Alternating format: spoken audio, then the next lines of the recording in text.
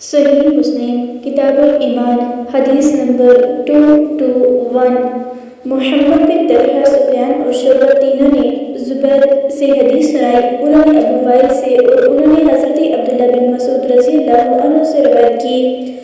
انہوں نے کہا کہ رسول اللہ صلی اللہ علیہ وآلہ وسلم نے فرمایا، مسلمان کو گالی دینا فسق ہے اور اس سے لڑنا کفر ہے۔ زبیر نے کہا، میں نے ابو وائل سے پوچھا، کیا آپ نے عبداللہ بن مسعود رضی اللہ عنہ کو رسول اللہ صلی اللہ علیہ وآلہ وسلم سے روایت کرتے ہوئے خود سنا ہے؟ انہوں نے کہا، ہاں۔ شعبہ کی روایت میں زبیر کے ابو وائل سے پوچھنے کا ذکر نہیں ہے۔ صحیح مسلم کتاب الایمان حدیث نمبر 222۔ منصور اور عامش دونوں نے ابو وائل سے، انہوں نے حضرت عبداللہ بن مسعود رضی اللہ عنہ سے اور انہوں نے نبی اکرم صلی اللہ علیہ وآلہ وسلم سے یہی حدیث بیان کی۔ صحیح مسلم کتاب الایمان حدیث نمبر 223۔ ابو زرع حرب بن عمر بن جریر بن عبداللہ بجلی نے اپنے دادا حضرت جریر رضی اللہ عنہ سے روایت کی۔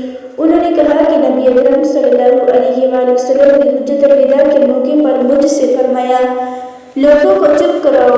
اس کے بعد آپ نے فرمایا، میرے بعد کافر نہ بن جانا کہ ایک دوسرے کی گردنیں مارنے لگو۔ صحیح مسلم کتاب الایمان حدیث نمبر 224۔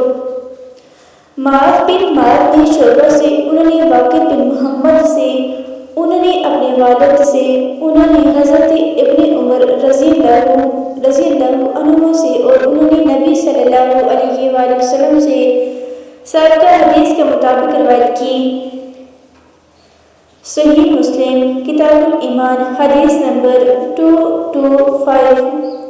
محمد بن جعفر نے کہا، ہم سے شعبہ نے واقد بن محمد بن زید سے حدیث بیان کی کہ انہوں نے اپنے والد سے سنا، وہ حضرت عبداللہ بن عمر رضی اللہ عنہما سے حدیث بیان کرتے تھے۔